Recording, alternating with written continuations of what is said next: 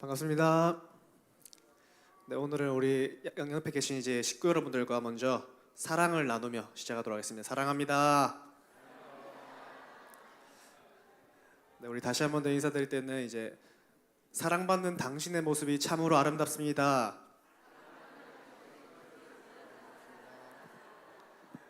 네, 우리 이 시간에는 앞뒤 양옆에 계신 우리 식구 여러분들을 함께 축복하며 나아가도록 하겠습니다.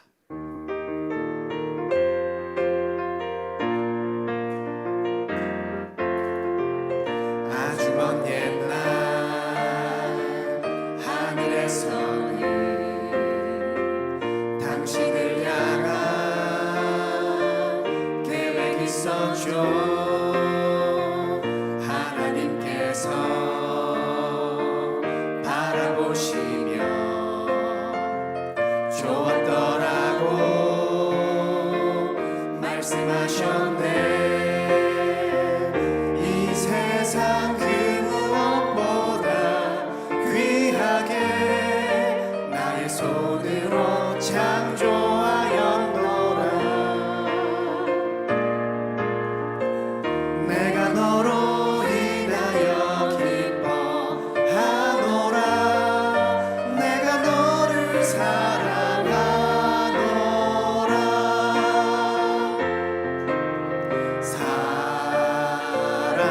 사랑해요.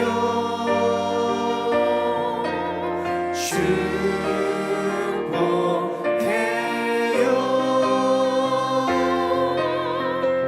당신은 마음의 우리의 우리 시간에는 앞뒤 양옆으로 한 번씩 바라보시면서 축복하도록 하겠습니다. 아주 먼 옛날 하늘에서는 당신을 향한 계획이 있었죠. 하나님께서 바라보시며 좋았더라고 말씀하셨네. 이 세상 그 무엇보다 귀하게 나의 손으로 창조하였노라. 내가 너로 인하여 기뻐하노라. 내가 너를 사랑하노. 우리 서로에게 한번 고백합시다. 사랑해요. 축복해요. 사랑해요.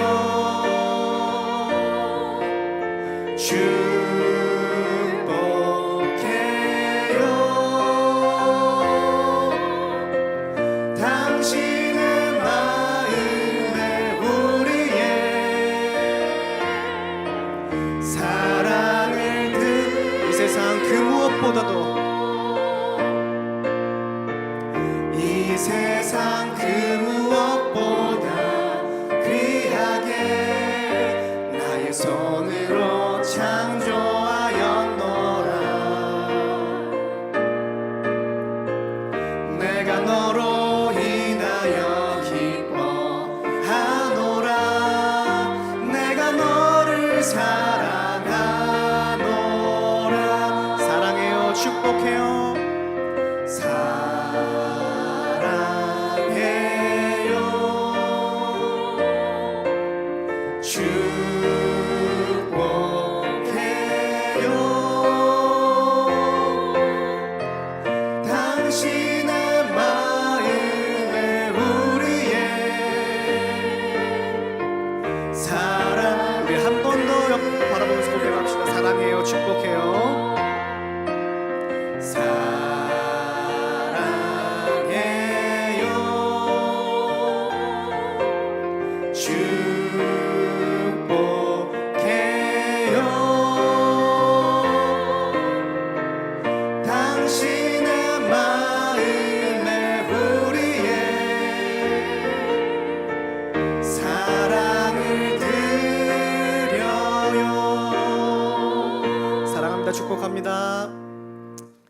다시 한번 찬양하실 때는 우리의 갈 길을 사랑과 평안과 우리 이제 기쁨으로 함께 하신 주 예수만을 함께 찬양하며 나아가도록 하겠습니다.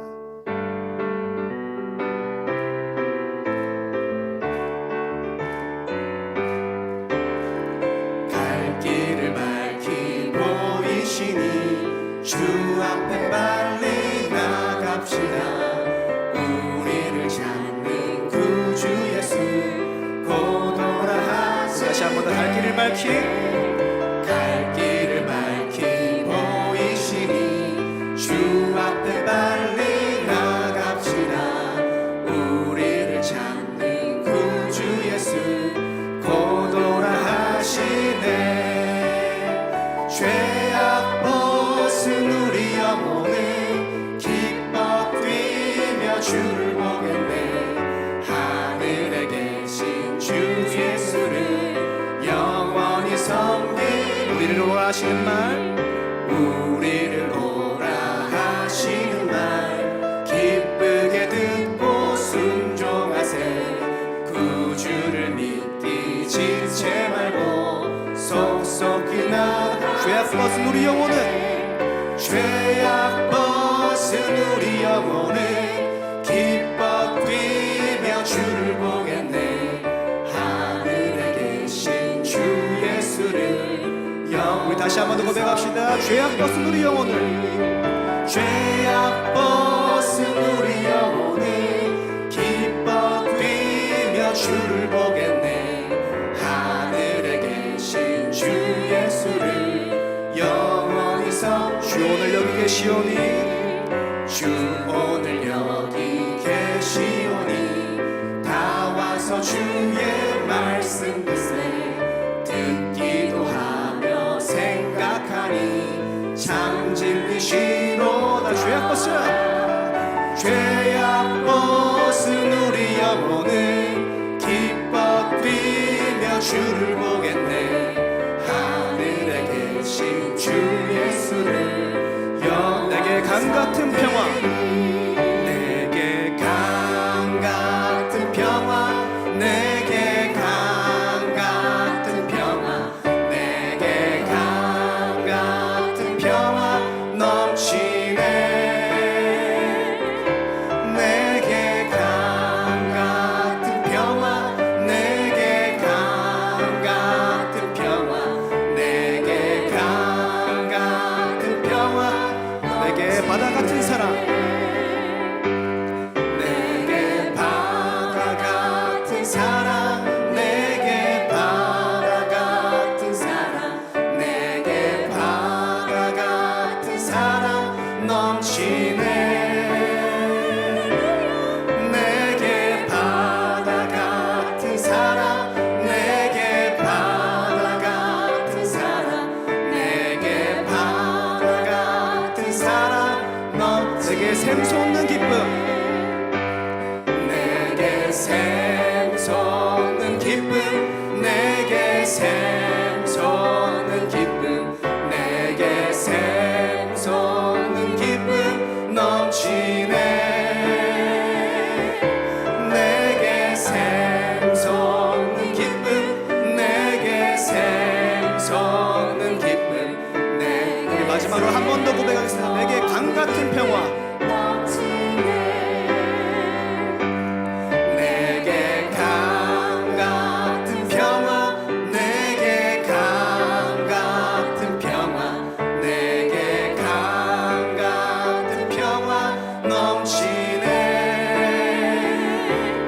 내게 강 같은 평화 내게 강 같은 평화 내게 강 같은 평화 넘치네.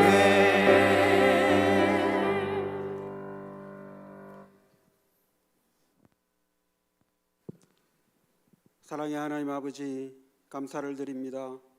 부족하고 연약한 우리를 사랑하사 하나님의 자녀 삼아주심에 감사를 드립니다. 우리의 연약함과 부족함이 너무나도 많습니다.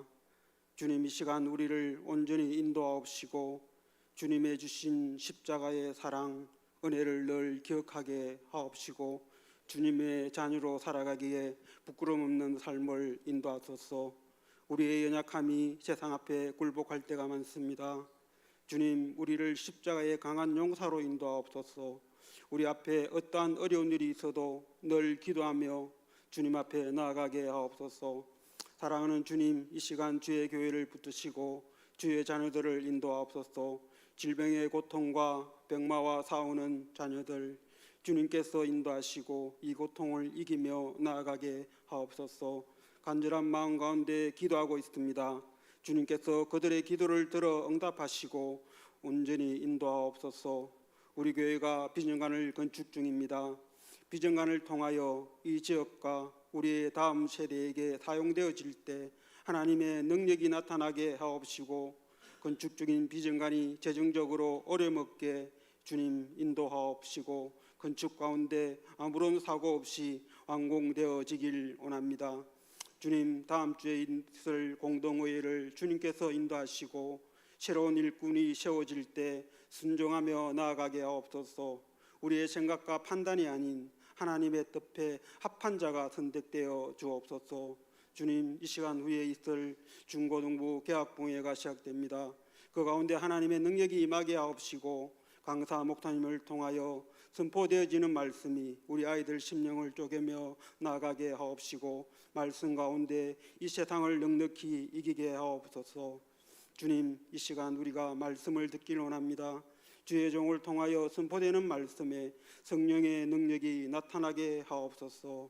감사를 드리며 예수님 이름으로 기도드립나이다. 아멘.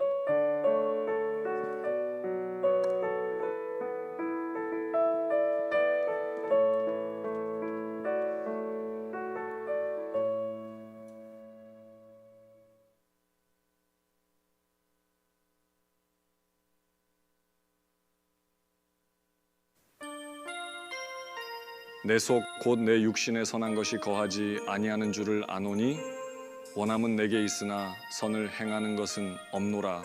내가 원하는 바 선은 행하지 아니하고 도리어 원하지 아니하는 바 악을 행하는도다. 내 속사람으로는 하나님의 법을 즐거워하되 내 지체 속에서 한 다른 법이 내 마음의 법과 싸워 내 지체 속에 있는 죄의 법으로 나를 사로잡는 것을 보는도다. 오호라, 나는 곤고한 사람이로다. 이 사망의 몸에서 누가 나를 건져내랴. 로마서 7장 18절, 19절, 22절에서 24절 말씀. 내 마음 깊은 곳 무엇이 자리 잡고 있나. 깨끗하고 아름다운 것 그런 것 있다 하겠나. 내 마음 깊은 곳 무엇을 생각하고 있나. 거룩하고 선한 것들 찾아볼 수 없네. 내가 원하는 선한 일을 행하지 아니하고 원치 않는 악한 일을 도리어 행하니. 내 마음 깊은 곳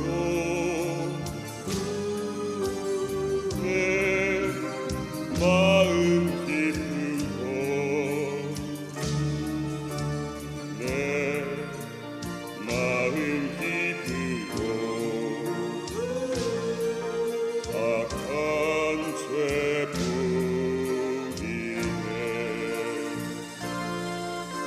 그러므로 이제 그리스도 예수 안에 있는 자에게는 결코 정죄함이 없나니 높음이나 깊음이나 다른 어떤 피조물이라도 우리를 우리 주 그리스도 예수 안에 있는 하나님의 사랑에서 끊을 수 없으리라. 로마서 8장 1절 39절 말씀. Nada pode me separar do amor de Deus.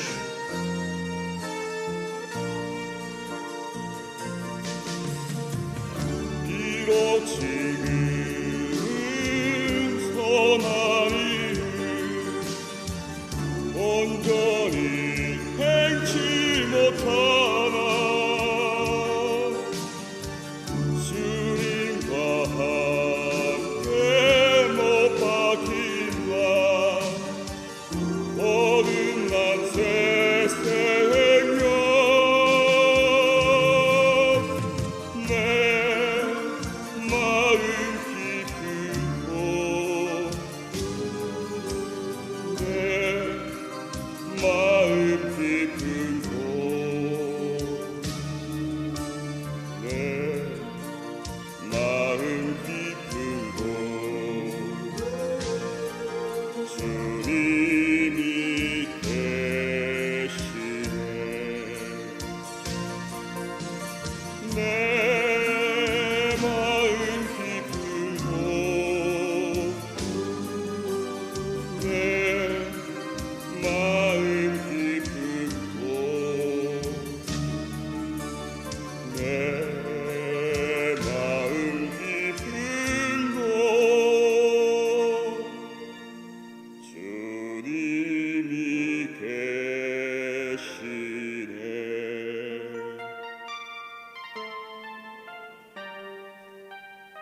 그러면 어떻게 할까? 내가 영으로 기도하고 또 마음으로 기도하며 내가 영으로 찬송하고 또 마음으로 찬송하리라. 고린도전서 14장 15절 말씀.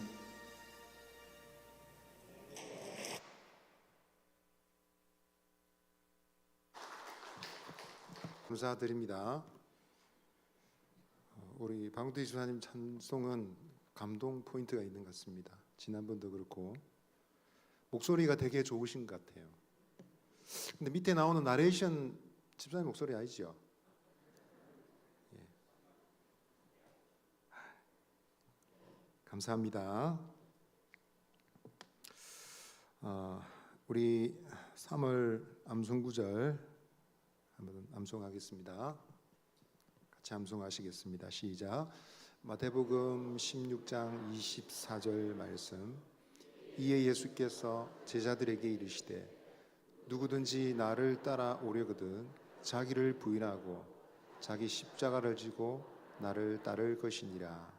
마태복음 16장 24절 말씀. 아멘.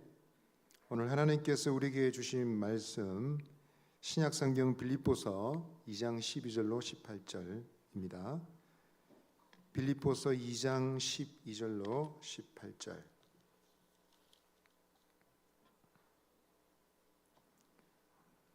우리 한 절씩 교독하도록 하겠습니다. 빌립보서 2장 12절로 18절입니다. 제가 먼저 읽겠습니다. 그러므로 나의 사랑하는 자들아 너희가 나 있을 때뿐 아니라 더욱 지금 나 없을 때도 항상 복종하여 두렵고 떨림으로 너희 구원을 이루라.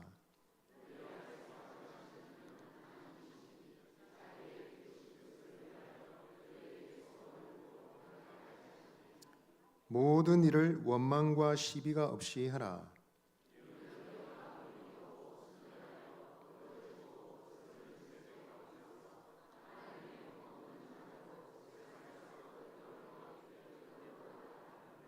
생명의 말씀을 밝혀 나의 다름질이 헛되지 아니하고 수고도 헛되지 아니하므로 그리스도의 날에 내가 자랑할 것이 있게 하려 함이라.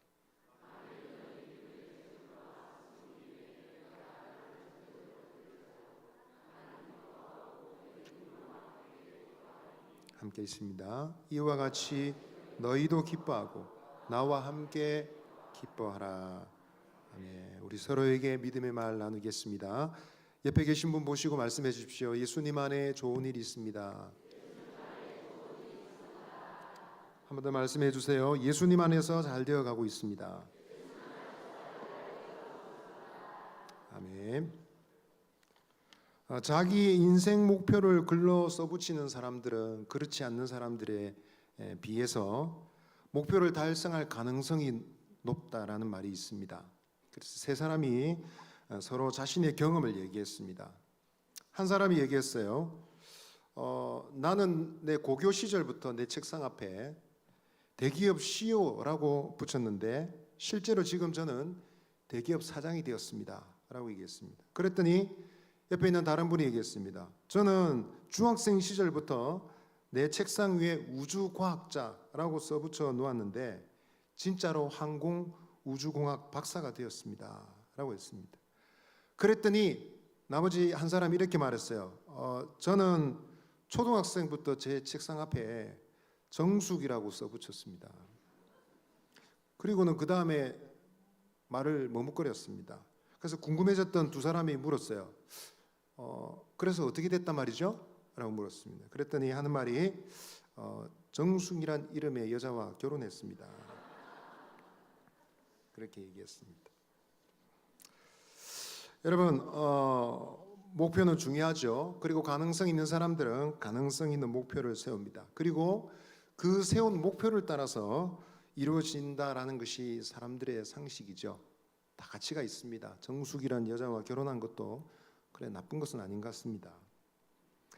여러분, 그런데 이것이 상식인데 어떤 사람들은 예상 밖의 성공을 거두기도 합니다. 그러면 그 연유가 무엇인지 궁금해지죠. 그런 사람들은 부러움을 한 몸에 받게 됩니다.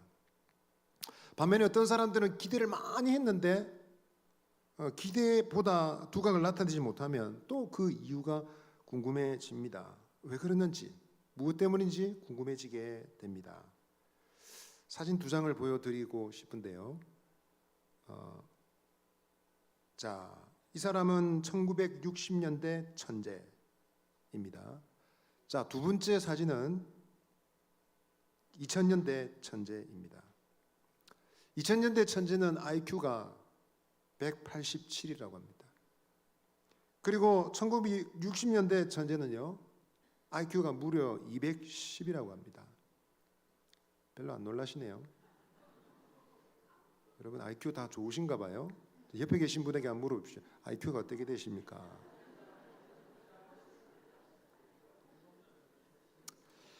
IQ 187 그리고 IQ 210 대단하지 않습니까? 대단한 가능성을 지니고 있는 사람이 틀림없습니다.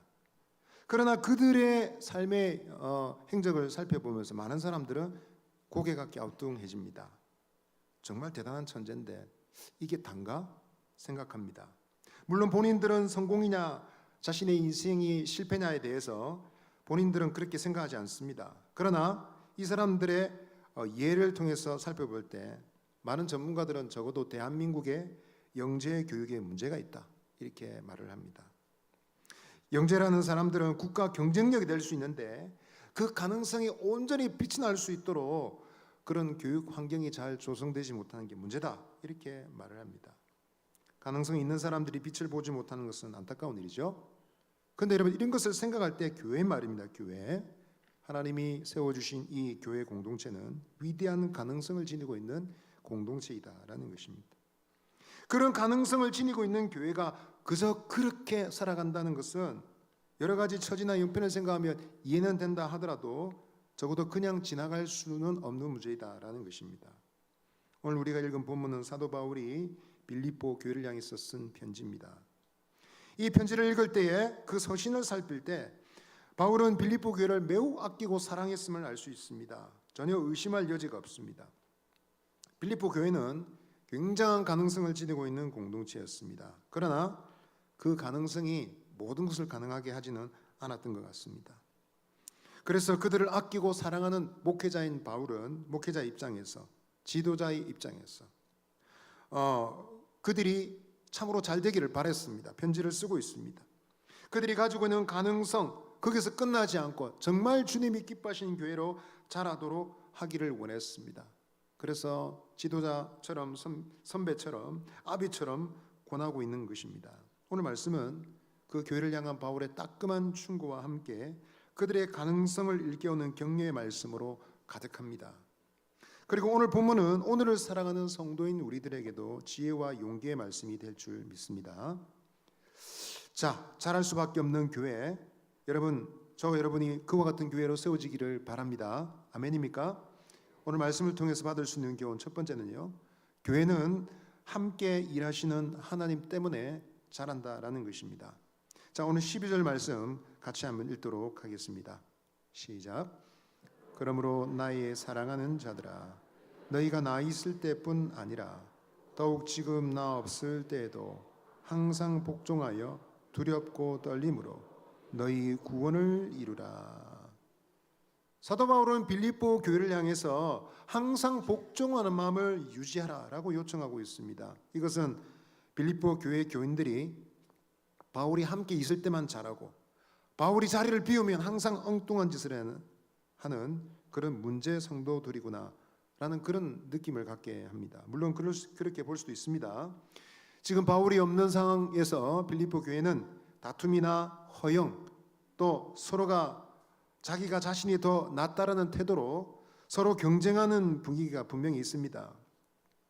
그러나 분명히 오늘 본문에서 사도 바울의 어조는 다정함과 친근함이 묻어나옵니다. 나의 사랑하는 자들아 라고 부르고 있습니다. 더구나 말하기를 너희가 나 있을 때뿐 아니라 라고 말하고 있습니다.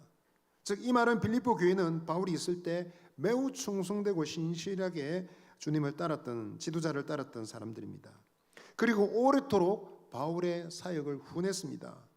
바울과 동력자가 되었습니다.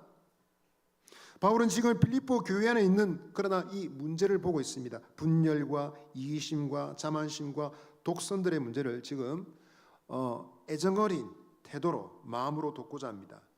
그래서 과거에 그들이 행했던 충성된 삶을 떠올리면서 권하고 있는 것입니다. 항상 복종하십시오. 내가 있을 때뿐만 아니라 내 없는 지금도 복종하시기를 바랍니다 라고 요청하고 있습니다. 그리고 이와 같은 복종의 태도는 분명한 결과를 낳는데 그것이 구원이라는 것이죠. 오늘 말씀 보니까 두렵고 떨림으로 너희 구원을 이루라 했습니다. 두렵고 떨린다는 이 표현은요, 종말에 있을 하나님의 심판을 두려워하는 그런 공포를 말하는 것이 아니라 이것은 하나님을 경외하는 태도를 말하는 것이죠. 성도들이 마음을 합해서 그리스도의 교훈을 생각할 때 모두 다 한결같이 같은 마음으로 하나님을 대하듯이 경외하는 마음으로 하나님 말씀을 대하자라는 것입니다. 그렇게 함을 통해서 마침내 그들은 구원의 은혜를 이루게 된다는 것입니다. 이룬다는 것은 뭐가 성취될 때까지 포기하지 않고 계속한다는 의미를 담고 있습니다. 그런데 여기서 우리가 구원이란 말에 대해서 생각해야 될 두 가지가 있는데, 하나는 이것이 개인의 문제가 아니라 공동체의 문제다라는 것입니다. 여기서 말하는 구원은 한 개인의 구원만이 아니라 교회 전체의 구원, 교회의 구원, 구원의 은혜를 말하는 것입니다. 이 본문 앞에서 계속 개인주의를 책망하는 말씀을 했기 때문에 이 말씀이 개인의 구원이라고 보기는 좀 어렵습니다. 그리고 이루라는 말과 너희라는 이 말도 복수형이기 때문에 그렇게 이해할 수 있습니다. 또 하나 생각해야 되는 것은 이 구원이 과연 무엇이냐라는 것입니다. 구원이라는 것은 당시에 헬라 세계에서 건강이나 행복 등의 개념을 전달하는 용어였다고 합니다. 그리고 성도들이 얻게 되는, 여러분, 이 하나님 나라에서 구원을 얻게 된다는 것도 그런 의미를 담고 있습니다. 단순히 천국 가는 것만이 아니라 그것을 포함한 전 삶의 건강과 행복을 포함하는 것이죠.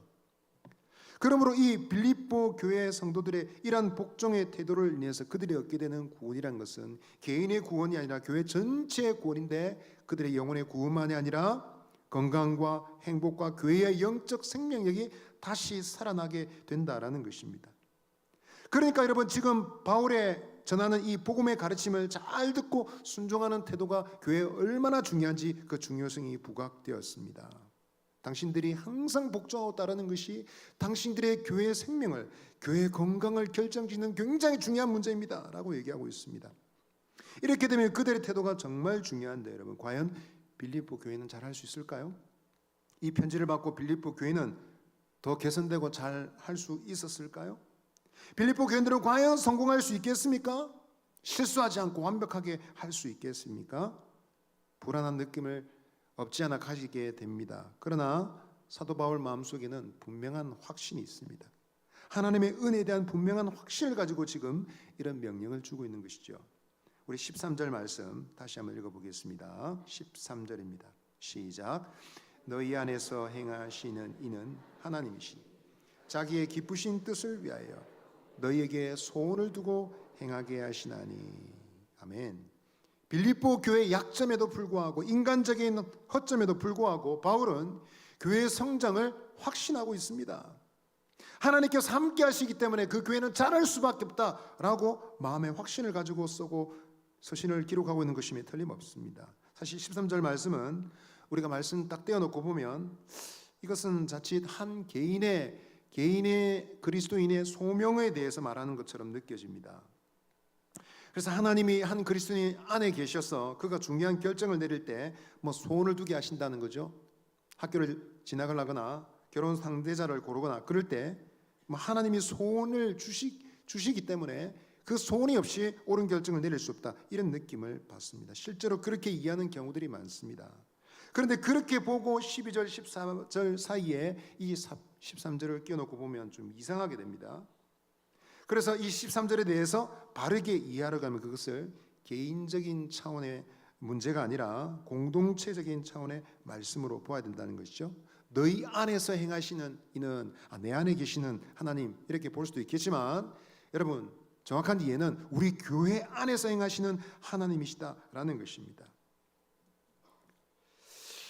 그래서 하나님께서는 이 교회 안에 계셔서 교회 가운데 역사하신다는, 운행하신다는 것입니다. 그래서 하나님의 기쁘신 뜻, 하나님의 선하신 뜻을 이루어 가신다. 교회의 구원과 교회의 영적 성장과 교회의 자라남을 이루어 가시는 분이시다라는 것입니다.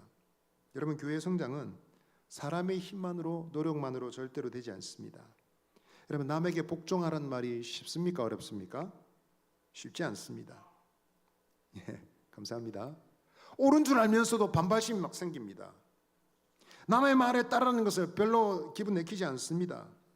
그처럼 우리의 영혼은 삐뚤어져 있습니다. 남의 말을 듣거나 시킨 대로 하다가 굴욕감을 느끼기도 하고요. 그리고 어떤 지점이 이르면 심각한 반항적인 기질이 나도 모르게 튀어나와 버립니다. 물론 우리가 모든 사람들의 말을 순한 양처럼 그렇게 따를 필요는 없습니다. 그러나 문제는 절대 진리를 대할 때, 하나님의 말씀을 대할 때도 우리 속에 있는 옛사람의 습관이 나온다는 것입니다. 개인의 영혼의 문제는 그나마 좀 낫습니다. 문제는 성도들의 관계이죠. 나보다 남이 앞서가거나 더 높임받는 것을 견디지 못합니다. 세상 일이든지 교회 일이든지 간에 가릴 것 없이 이런 인간적인 충동이 우리 가운데 있어서 심지어 주님 일을 할 때도 갈등을 일으킨다라는 것입니다. 어쩌면 세상 사람들이 여러분 더 정직할지도 몰라요. 다른 사람이 높아지는 그 시기심을 공개적으로 표현하고 드러내기도 합니다. 교회 다니는 사람들은 잘 표가 안 나죠. 항상 웃습니다. 친절합니다. 그렇다고 여러분 그런 마음이 없을까요? 없지 않다는 것이죠. 많은 문제들이 결정적인 순간에 나타난다는 것입니다. 여러분, 이런 상황에 엄중한 경책과 훈련이 필요합니다. 끊임없이 성도 모든 사람들이 자신을 쳐서 복종시키는 훈련도 있어야 됩니다. 그러나 궁극적으로 하나님이 돕지 않으시면 이런 인간적인 훈련은 아무것도 결과를 만들 수가 없습니다. 수양이 지나지 않죠. 돌을 닦는 것은 여러분 영혼의 변화를 만들어낼 수가 없습니다. 하나님이 도와주셔야 된다라는 것입니다. 그런데 여러분 감사하게도 하나님께서는 그 성도들 도우시고 함께 일하십니다. 13절 말씀에 분명히 뭐라 했습니까? 너희 안에서 행하시는 이는 하나님이시니 했습니다. 한번 따라합시다. 너희 안에서 행하시는 이는 하나님이시니. 여기서 행한다는 말은 여러분 헬라어로 에네르게인이란 말입니다. 여기서 영어의 에너지란 말이 나왔습니다. 에너지 아시죠? 힘입니다. 능력입니다. 그러니까 하나님께서 일하실 때 어떻게 일하십니까? 효과적으로, 열정적으로, 지속적으로 일하시는 분이시다. 역사하시는 분이시다라는 것입니다. 그래서 하나님에 대해서 설명할 때 어떻게 설명할 수 있습니까? 그분은 교회 안에서 아주 열정적으로, 지속적으로 일하시는 분, 하나님의 역사를 이루시는 분이다라고 말할 수 있습니다. 이 하나님이 교회에 중요한 것입니다. 어느 동네 청소년들은 오후가 되면 모여서 축구를 했습니다. 그리고 다른 동네 아이들과 함께 항상 대결을 했습니다. 그런데 그 다른 동네 아이들이 축구를 얼마나 잘하는지 모릅니다. 늘 지는 편에 속해 있던 빌이라는 아이는 한 번도 경기 이겨본 경험이 없습니다. 지는 것이 일상이고 패배하는 것이 당연하게 느껴졌습니다. 그런데 어느 날 그 동네에 존이라는 한 청년이 나타났습니다.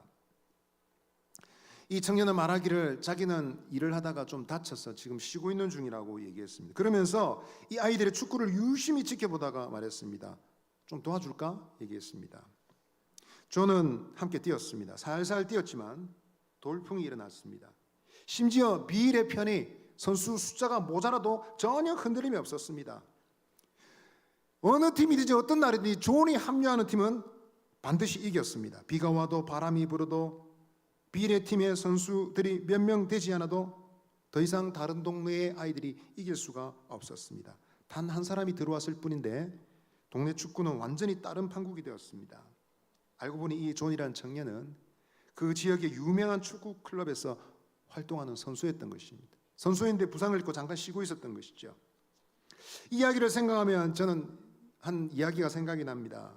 양영자 전 탁구 국가대표 선수, 여러분 잘 아실 겁니다. 1988년 현정화 양영자 탁구 금메달을 따신 분이죠. 이분이 그 후에 몽골 선교사로 지금까지 오래도록 사역하고 계신 분입니다.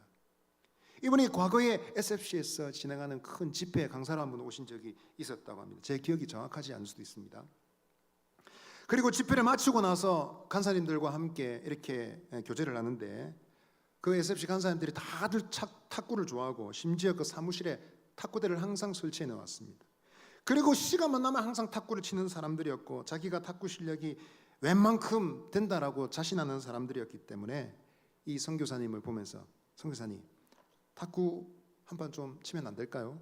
좀 가르쳐 주시면 안 됩니까? 그랬습니다. 그래서 20점 내기를 하셨답니다. 양 선교사님이 경기를 하는데 19점을 내어줬습니다. 20점에서 몇 점만 따면 이깁니까? 1점만 따면 이깁니다. 그리고 약속했습니다. 제가 스매싱 하지 않겠습니다. 이렇게 스매싱 하지 않고 리시브만 하겠습니다. 라고 했습니다. 그런데 여러분 그날 선교사님과 많은 간사님들이 경기를 했는데 이긴 간사님은 단 한 사람도 없었습니다. 단 한 점도 내지 못하는 것입니다. 받기만 했는데도 이길 수가 없었습니다. 모두를 이기고 말았어요. 한 사람이. 여러분 이런 사람이 함께 여러분 복식조가 되면 어떻게 되겠습니까? 무적 최강이 되겠죠. 이게 바로 파워 오브 원이라고 하는 것입니다. 여러분 하나님께서 교회에 계시다는 것은 바로 그런 것입니다. 그분의 도우심 때문에 교회는 여간의 어려움을 겪을 수 있지만 앞으로 나아가게 돼 있습니다. 어려운 가운데 있을 수 있지만 버텨낼 수 있습니다. 하나님은 교회 가운데 계시고 그 교회를 위해서 일하시는 분이기 때문에 그렇습니다. 그러므로 지금 바울이 빌립보 교인들을 향해서 너희 구원을 이루라 라는 것은 무리한 부탁이 아닙니다. 영적 생명과 승리를 위해서 노력하세요. 포기하지 마세요. 계속하세요 라는 것은 과도한 짐을 지어주는 것이 아닙니다. 그리스도의 말씀에 복종하여 늘 실패하지 않고 서로 섬기라는 계명이 위태롭기만 한 것이 아닙니다. 하나님이 계시기 때문에 지금 사도는 담대히 명하고 있는 것입니다. 믿음의 식구 여러분, 교회는 잘할 수 있을까요? 우리는 성숙해질 수 있을까요? 아멘이 왜 이렇게 힘이 없으십니까? 아이고 우리가 우리 문제를 잘 알고 있는데 우리가 잘 되겠습니까? 이 정도가 감지덕지죠. 그렇게 생각하지는 않습니까? 우리는 변화될 수 있습니다. 우리는 잘할 수 있습니다. 왜 그렇습니까? 내 인격, 내 성품 때문에 되는 것이 아니고 누구 때문에 된다고요? 하나님 때문에 되는 것입니다. 너희 안에 행하시는 이는 하나님이시니 하나님 우리 가운데 계시고 역사하시면 가능합니다. 복종하십시오. 다시 일어나십시오. 끊임없이 계속 앞으로 가십시오. 이런 명령도 우리는 겁먹지 않고 받을 수 있습니다. 하나님이 도우시면 우리는 할 수 있는 것입니다. 믿습니까? 우리 옆에 계신 분에게 말합시다. 하나님을 의지하여 주의 일 합시다. 아멘. 두 번째로 한번 따라 하시겠습니다. 교회는 하나님의 빛된 자녀이기에 잘합니다. 14절 말씀 다시 한번 읽어보겠습니다. 시작. 모든 일을 원망과 시비가 없이 하라. 바울은 빌립보 교회를 향해서 권면합니다. 그들이 무슨 일을 할 때, 교회 일을 할 때, 서로 교제할 때, 교회의 책임을 감당할 때 원망이나 시비가 없기를 바란다라는 것입니다. 완전하신 하나님이 함께 하셔서 어떤 형편이든지 다시 일어날 수 있고 성장할 수 있는, 자랄 수 있는 어마어마한 가능성이 있지만 그럼에도 불구하고 바울이 지금 심각하게 다루고 있는 것은 그런 놀라운 하나님의 은혜도 멈춰버리게 하는 듯한 인간적인 장애물이 있다는 것입니다. 그것이 무엇이라고요? 바로 원망과 시비다라는 것입니다. 그러나 지금 이 본문에서 바울은 빌립보 교인들을 광야의 이스라엘 백성들처럼 취급하고 있지는 않습니다. 이스라엘 백성들은 광야 출애굽 1세대는 정말 안 좋은 말로 독종들이죠. 불평과 악담을 늘어놓고 하나님의 놀라운 은혜를 경험하고서도 주님의 약속을 믿지 않는 종류의 사람들이었습니다. 그러나 바울은 지금 이 빌립보 교인들을 그런 식으로 대우하고 있지는 않습니다. 그러나 그들의 심각한 문제를 일면 다루고 있는 것이죠. 빌립보 교회 문제는 서로에게 적대적인 감정을 불러일으키는 일들을 행하는 것이었습니다. 누군가에 대해서 험담하고 투덜대거나 공개적으로 말도 못하면서 뒤에서는 온갖 말을 다 하는 비밀스럽게 얘기하는 원망이었습니다. 디알로기스모스, 시기였습니다. 여기서 시기란 말은 악한 생각이나 의심이나 논쟁이나 다툼까지 모두를 포함한 말입니다. 이런 원망과 시비는 어떻게 보면 자세히 살펴보면 이 사람들이 이단의 거짓 교사의 어떤 영향을 받아서 그랬던 것 아닐까, 이런 의심도 하게 됩니다. 지금도 그렇지 않습니까? 교회 신천지가 들어오면 어떻습니까? 갈등을 불러일으킵니다. 이단 끈앞풀이 들어오면 교회 지도자들을 비방하고 이간질을 합니다. 그래서 갈등을 만들어내고 교회를 어떻게 해보려고 그럽니다, 여러분.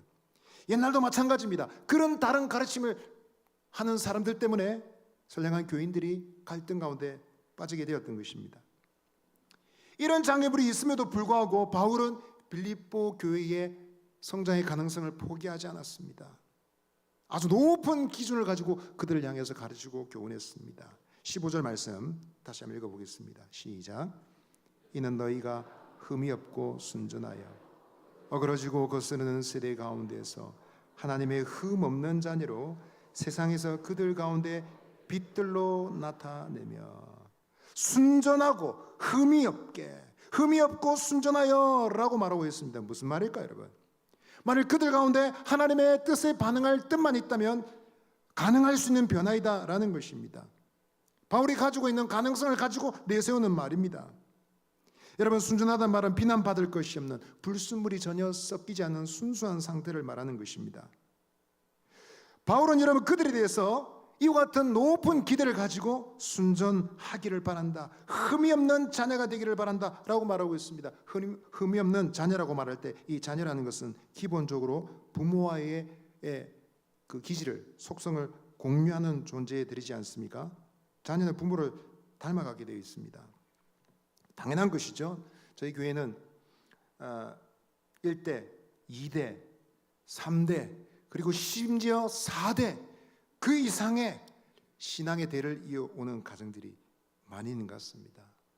가정을 방문해서 가족 사진을 보고 이래저래 가족들의 형편을 보면 재미있습니다. 말씨도 행동도 다 닮았습니다. 아, 이렇게 엮여지는 거구나, 잘 알게 되는 것 같습니다. 그런 특징들을 보는 것이 재밌습니다. 근데 아마 다른 사람들도 저에게 대해서 그렇게 생각하는 것 같아요. 저희 아들을 알아보는 분들은 놀립니다. 아이고 작은 권 목사님 어쩐 일이십니까? 그러면서 놀립니다. 저희 아들을 볼 때 너무 좋죠. 그렇지만 좋은 것은 닮으라 해도 닮지도 않으면서 안 좋은 습관은 저절로 닮는 것을 어떻게 말려야 될지 잘 모르겠습니다. 휴지에 주머니에 휴지 넣어놔놓고 왜 그런 걸 자꾸 따라하는지 모르겠습니다. 최근에는 이발소 미용실 갔다 와서 앞머리 때문에 얼마나 신경질전을 벌이는지 그 1cm 때문에 제발 눈썹 위로 좀 어떻게 좀 잘라라. 그러면 눈썹 밑으로 잘라야 되는 이유를 10가지 100가지를 얘기합니다. 그러면서 막 그냥 저거 엄마 아빠를 이겨 먹으려고 그럽니다. 자기 엄마는 열불이 나서 머리에 스팀이 뿜어져 나오는데 저는 보면서 꾸지람만 할 수는 없습니다. 왜냐하면 딱 보면 딱 제 모습이 보이거든요. 거울이에요, 거울. 야, 네 여자친구 생겼냐? 왜 그러냐? 뭐 면접 보냐? 그런 거 아니래요. 그런데도 왜 그렇게 자기 마음에 안 들게 헤어스타일이 나오면 이제 귀가 따갑습니다. 궁시렁궁시렁 하면서 말이 얼마나 많은지. 내가 딱 저랬는데 뼈아픈 깨달음이 옵니다. 여러분, 자녀라는 관계는 닮아감의 강력한 근거가 됩니다. 막을 수가 없습니다. 지금 바울이 지금 강력한 개념으로 도전하고 있는 것입니다. 하나님의 자녀라면 그 하나님을 닮아갈 수밖에 없는 가능성이 있다라고 얘기하고 있는 것입니다. 만약 그런 가능성이 없다면 바울이 아예 이런 표현을 쓰지도 않았을 것입니다. 바울은 지금 빌립보 교인들이 하나님의 속성, 하나님의 그 성품을 나누어 가지는 존재가 되기를 촉구하고 있는 것입니다. 그들이 흠없는 자녀, 여기서 흠이 없다는 것은 하나님께 제사를 바칠 때 제물에 문제가 없는 것이죠. 흠없는 짐승처럼 하나님께 적합하게 드려지기를 바란다라는 것입니다. 여러분, 이 표현은 신명기 32장 5절의 표현을 빌려온 것입니다. 신명기 32장 5절 보시면 그들이 여호와를 향하여 악을 행하니 하나님의 자녀가 아니요 흠이 있고 삐뚤어진 세대로다 했습니다. 모세가 이스라엘 백성들을 아주 심각하게 적나라하게 고발하는 말씀이죠. 그러나 바울은 지금 빌립보 교인들을 향해서 말할 때 부정적인 표현을 뒤집어서 긍정적으로 말하고 있습니다. 경책하고 훈계하고 있음에도 불구하고 반대편으로 쓰고 있습니다. 악질이었던 이스라엘 백성들과는 달리 빌립보 교인들은 하나님의 자녀로서 하나님의 특권을 누릴 권한을 가지고 있는, 가능성을 지니고 있는 사람이라는 사실을 얘기하고 있습니다. 그러나 그와 동시에 바울이 권하고 있는 것은 아무리 이스라엘이라 할지라도 겸손하지 못한 대가로 그들이 모두 빼앗겨 버렸던 것처럼 당신들도 조심하기를 바란다라고 권하고 있는 것입니다. 그래서 그리스도의 교회는 이스라엘을 닮아서는 안 된다, 유대인들의 못난 모습과는 결별해야 된다는 것을 강조하고 있는 것입니다. 어그러지고 거스르는 세대를 따라갈 일이 아니라 완전히 돌아서서 하나님의 자녀로서 살아야 된다라고 요청하고 있는 것입니다. 사도 바울은 성도들의 그 정체성을 다시 규정하고 있는데 그것은 빛이라는 것이죠. 빛들로 나타내며라고 했습니다. 이 세상 가운데서 당신들은 빛이 되십시오. 빛의 존재를 드러내세요 라고 명령하고 있습니다. 여러분, 빛과 어둠의 싸움 많이 사용하는 비유이죠. 그러나 여러분, 빛이 어둠을 이기는 방식은 어떻습니까? 투쟁과 대립의 방식이 아닙니다. 여러분, 빛이 나타났을 때 어둠을 어떻게 몰아냅니까? 막 싸우고 시끄럽고 폭탄이 터지고 그렇습니까? 그렇지 않습니다. 아주 작은 빛이라도 불빛이 딱 켜지면 어둠은 자연히 물러가게 되어 있습니다. 아주 자연스러운 승리, 그것이 바로 빛과 어둠의 싸움입니다. 그처럼 그리스도인의 행동은 달라야 된다는 것입니다. 다툼과 허영이 아니라, 원망과 시비가 아니라 하나님의 자녀다운 기쁨과 언행으로 어두운 세상을 밝혀내야 된다라는 것이죠. 독일이 통일되기 전의 일입니다. 동독은 공산진영, 서독은 자유진영. 근데 이 동독 사람들이 밤중에 와서 나쁜 짓을 많이 했어요. 베를린 장벽 너머로 냄새나는 쓰레기, 악취가 나는 쓰레기 밑에 갖다 붓고 버렸습니다. 그 일을 몇 번이나 겪으면서 소독 사람들은 서로 의논을 했습니다. 이걸 어떻게 해야 될지 의논하다가 이렇게 결정했습니다. 그들의 결정은 덤프트럭 한 대에 통조림과 식량을 가득히 싣고 가지고 갔습니다. 장벽 너머에 이쁘게 쌓아두었습니다. 그리고는 옆에 표지판에 이렇게 세워뒀습니다. 표지판에 쓰이는 글은 사람은 자기가 가지고 있는 것을 준다라고 썼습니다.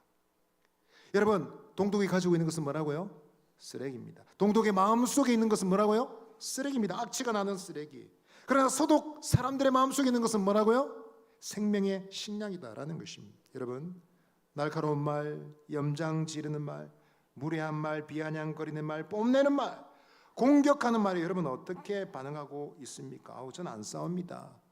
그러면서 여러분 싸움 자체를 포기하고 여러분 외면하는 분들이 있습니다. 나쁜 것은 아닌 것 같습니다. 그러나 여러분 싸우는 것도 잘 싸워야 됩니다. 우린 빛으로서 어둠에 여러분 밀릴 것이 아니라 빛으로서 어둠을 이겨야 될 줄 믿습니다. 잘 싸워야 됩니다. 교회는 이런 상황 속에서 승리해내야 됩니다. 물러나는 것이 아니라 마치 빛이 어둠을 이기는 방식으로, 선한 향기로 세상을 바꾸는 방식으로 가만히 있으면 안 됩니다. 잘못된 것은 잘못됐다고 얘기하고 선한 방법으로 사람의 마음을 감동시켜 변화시켜야 됩니다. 성도들은 싸움이 전혀 없는 곳에 있기를 바라는 사람들이 아니라 여간의 갈등과 긴장 속에서도 주님의 진리의 말씀에 열매를 맺어야 될 사람들인 것입니다. 여러분, 우리는 할 수 있을까요? 그렇게 할 수 있을까요? 저 할 수 있습니다. 저 말싸움 잘합니다. 저는 목소리 큽니다. 그래서 할 수 있는 것일까요? 아닙니다, 여러분. 성도의 정체성, 빛이기 때문에, 하나님의 자녀이기 때문에 가능할 줄 믿습니다. 아멘. 승리하고 이길 수 있는 가능성을 이미 우리에게 주셨습니다. 이것을 믿으시고 하나님의 자녀로서 빛으로서 승리하시기를 바랍니다. 옆에 계신 분에게 말해 주십시오. 당신은 하나님의 자녀입니다. 반대편 분에게 한번 더 얘기해 주세요. 당신은 이미 빛입니다. 교회는 어떻게 자랄 수 있습니까? 마지막으로 교회는 하나님이 주신 지도자 때문에 자랍니다. 16절 말씀 우리 다시 한번 읽어보겠습니다. 시작. 생명의 말씀을 밝혀 나의 다름질이 헛되지 아니하고 수고도 헛되지 아니하므로 그리스도의 날에 내가 자랑할 것이 있게 하려 함이라. 빌립보 교회가 어려움 중에 있었지만 잘할 수밖에 없는 이유는 무엇이었을까요? 그것은 바로 충성된 지도자들 때문이었습니다. 바울은 지금 빌립보 교회를 향해서 간청하고 있습니다. 당신들 내 수고가 헛되지 않도록 좀 애를 써주세요. 내가 자랑할 것이 있는 사람이 될 수 있도록 좀 잘해주세요 라고 요청하고 있습니다. 이것은 자칫 지도자의 체면을 좀 세워달라는 부탁, 좀 이기적으로 들리는 부탁일 수 있습니다. 그러나 이것은 여러분 친밀한 관계에서는 충분히 통할 수 있는 설득력 있는 표현입니다. 우회적 강구이죠. 우리는 바울과 빌립보 교회가 어떤 관계인지 알고 있습니다. 서로 오랜 교제, 서로 이를 염려해 주는 사이, 하나님 안에서 함께 서로를 기대하고 격려할 수 있는 관계입니다. 그래서 그런 관계 속에서 마지막 날에 내가 당신들 때문에 자랑할 것이 있으면 좋겠습니다.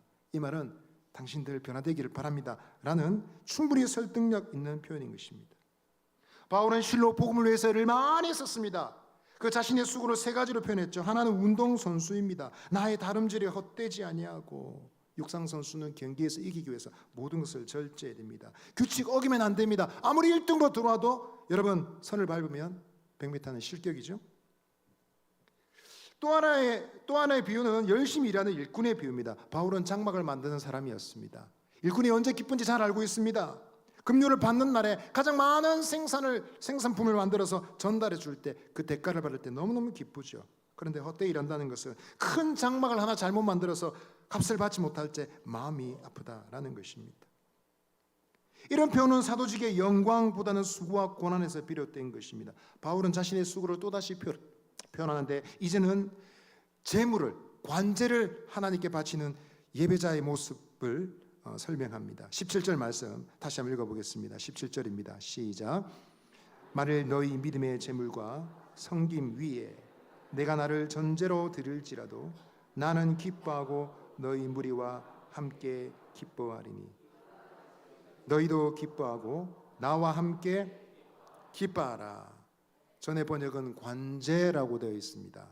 포도주를 제물에 붓는 것이죠. 디모데후서 4장 6절에서는 내가 관제로 부음이 되었다라고 표현하는데 그것은 바울의 순교, 임박한 순교를 표현한 아주 의미심장한 말이었습니다. 그 말씀의 이미지가 너무 강한 나머지 지금 빌립보서의 말씀도 전제라는 것을 바울의 순교를 의미하는 것처럼 보는 경우들이 많습니다. 그러나 지금 문맥은 바울의 정서는 굉장히 기쁩니다. 내가 기뻐하고 기뻐하리라 했습니다. 그런 정서 가운데서 여러분 순교를 생각하고 있다고 보기는 어렵고요. 바울이 지금 말하고 있는 것은 이 전제는 제사를 마무리하는 예식입니다. 모든 제사를 드리고 난 다음에 마지막으로 하는 행동이 포도주를, 술을 붓는 것입니다. 그것에 따르면 지금 바울의 표현은 지금 빌립보 교인들의 하나님께 드리는 제물, 분명히 하나님께 드린 제물과 섬김이라고 했지 않습니까? 빌립보 교회가 하나님께 드린 예배가 있습니다. 그 예배와 함께 지도자인 바울도 나도 전제로 나 자신을 부어서 하나님께 예배 드린다. 바울의 고난을 말하는 것이죠. 감옥에 갇혀서 받는 이 복음을 위한 고난으로서 함께 한다라는 것입니다. 그래서 지도자와 성도들의 수고가 합하여 하나님께 드려지는 예배와 헌신이 마무리된다라는 것입니다. 바울은 이처럼 빌립보 교회를 향한 수고와 희생을 기쁨으로 받아들였습니다. 숭고하고 아름다운 지도자가 아닐 수 없습니다. 이런 지도자가 있으니까 여러분 빌립보 교회가 잘하지 않을 수가 없겠죠. 이것은 여러분 바울의 개인의 열심만으로 된 것이 아닙니다. 하나님께서 주신 은혜입니다. 그래서 이와 같은 기쁨 가운데 바울은 말합니다. 이와 같이 너희도 기뻐하고 나와 함께 기뻐하라 했습니다. 이와 같이 기뻐하라는 말은 이 기쁨은 어떤 기쁨일까요? 복권 당첨된 기쁨일까요? 자식이 명문대 가서 합격한 기쁨일까요? 그런 것이 아닙니다. 고난과 시련 가운데서도 인내하고 버텨내어서 말씀이 결실하는 아름다운 열매를 보는 기쁨이죠. 그래서 기뻐하고 기뻐합시다. 나와 함께 기뻐합시다 라고 말하고 있습니다. 여러분, 교회는 이와 같은 위대한 지도자의 기초 위에 세워진 줄 믿습니다. 아멘입니까? 에베소서 2장 10절 읽어봅시다. 시작. 너희는 사도들과 선지자들의 터 위에 세우심을 입은 자라. 그리스도 예수께서 친히 모퉁이 돌이 되셨느니라. 아멘. 교회는 갈수록 발전되는 곳이 아닙니다. 건물은 발전될 수 있고 우리가 사용한 도구들은 발전할 수 있습니다. 그러나 교회의 기초는 이미 시작부터 위대한 것이었습니다. 사도들을 주시고 선지자들을 보내어 주시고 그들이 전한 예언과 복음의 말씀 위에 기초에 세워진 견고한 기초에 세워진 것이 바로 교회입니다. 그 위대한 지도자들의 본을 따라서 오늘도 수많은 교회 지도자들이 일하고 있습니다. 관제로 붙는 것처럼 고난을 감내하면서 섬기는 위대한 지도자들이 있습니다. 그들을 따라서 많은 성도들이 본을 받아서 충성되게 또 살아가고 있습니다. 빌립보 교회 헌신과 사도 바울의 고난이 어우러져 아름다운 조화를 이뤄서 하나님께 영광스러운 예배가 되었던 것처럼 오늘도 그와 같은 예배로 하나님을 영광스럽게 하는 교회가 분명히 있습니다. 바라긴 여러분, 여기 있는 저와 여러분이 이와 같은 예배로 하나님께 영광을 돌릴 수 있는 영광스러운 잘하는 교회가 되시기를 바랍니다. 아멘. 말씀 마무리하겠습니다. 여러분, 교회는 잘할 수밖에 없는 공동체입니다. 어떻게 해서 그것이 가능합니까? 하나님께서 함께 하시기, 우리를 빛의 자녀로 하나님의 자녀로 삼아주셨기 때문에 가능합니다. 하나님 우리에게서 위대한 지도자를 주셔서 교회가 잘할 수밖에 없도록 하셨습니다. 그럼에도 불구하고 여러분, 성장이 지체되는 모습이 있다면 안타깝고 마음이 아프지 않겠습니까? 우리 말씀의 가르침을 따라서 우리도 원망과 시기를 내려놓아야 됩니다. 불평하고 원망하는 태도를 내려놓아야 됩니다. 불순종하는 태도를 내려놓고 하나님의 진리 말씀에 복종함으로 우리도 자라고 성장하는 교회가 될 줄 믿습니다. 아멘. 자, 우리 좌우를 보시고 한번 말씀해 주십시오. 자라는 교회 됩시다. 한 번 더 얘기해 주세요. 하나님 말씀에 복종합시다. 한 번 더 얘기합시다. 원망과 시기를 내려놓읍시다. 승리하시는 저와 여러분 되시기를 바랍니다. 이 시간 찬송 드리겠습니다. 찬송가 210장 1절만 찬송 드리겠습니다. 찬송가 210장입니다.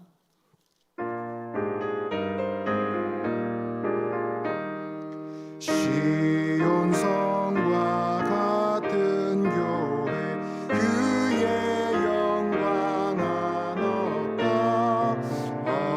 허락하신 말씀대로 주가 진히 세웠다. 반석 위 세운 교회 흔들 자가 누구랴. 모든 원수의 와사도 아무 근심 없도다. 우리 말씀 생각하며 한번 기도하겠습니다. 하나님, 자라고 성장할 수밖에 없는 영적 생명력을 주신 교회인데 하나님, 우리가 그 복을 온전히 받아 누리기를 원합니다. 원망과 시비가 하나님의 말씀에 기쁨으로 순종하지 못한 옛사람의 습관이 때로는 우리의 앞길을 막습니다. 주여 제거하여 주시고, 그러나 우리는 넘어질 수 있지만 하나님의 주신 은혜 때문에 우리는 성장할 수 있습니다. 이길 수 있습니다. 아버지 하나님, 주님께 기쁨이 되는 우리 교회가 되게 하여 주옵소서. 성령 충만한 교회가 되게 하여 주옵소서. 믿음 충만한 교회가 되게 하여 주옵소서. 우리 자녀들도 복을 받게 하옵소서. 오늘 저녁 계약부회 가운데 하나님 은혜를 주시옵소서. 하나님 다음 주에 있을 하나님 직원 선출을 위한 공동회의도 은혜를 허락하여 주시옵소서. 자라고 성장하는 교회가 되게 하여 주옵소서. 우리 주여 한번 외치시고 기도하며 나아가시겠습니다. 주여, 하나님 아버지 감사합니다. 자랄 수밖에 없는, 성장할 수밖에 없는 생명의 에너지를 우리에게 주시는데 우리 가운데 계셔서 역사하시고 일하시는 주님을 찬양합니다. 때론 우리는 실수하고 범죄하고 허물이 있사오나 그럼에도 불구하고 우리 가운데 행하시는 하나님 때문에 우리는 다시 일어날 수 있습니다. 이 은혜를 믿고 의지하여 다시 일어나는 저희가 되게 하여 주옵소서. 하나님, 이 세상 가운데 빛으로 나타나며 하나님의 자녀의 정체성을 분명히 드러내는 교회가 될 수 있도록 인도하여 주시옵소서.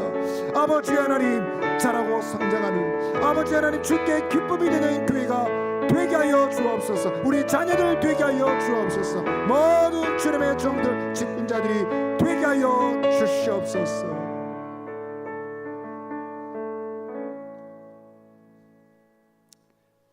주 예수 그리스도의 은혜와 하나님의 사랑과 성령의 교통하심이 함께 하시는 하나님 은혜로 인하여 하나님 자녀 삼으시고 빛으로 삼아주신 주의 은혜로 인하여 하나님이 주신 위대한 지도자들의 가르침으로 인하여 교회는 자랄 수밖에 없음을 믿고 넘어져도 다시 일어나고 범죄하였을지라도 회개하고 다시 주를 향하여 나아가기로 결단하는 주님이 사랑하시는 사상교회 모든 믿음의 식구들 머리 위에 영원토록 함께 있을지어다. 아멘.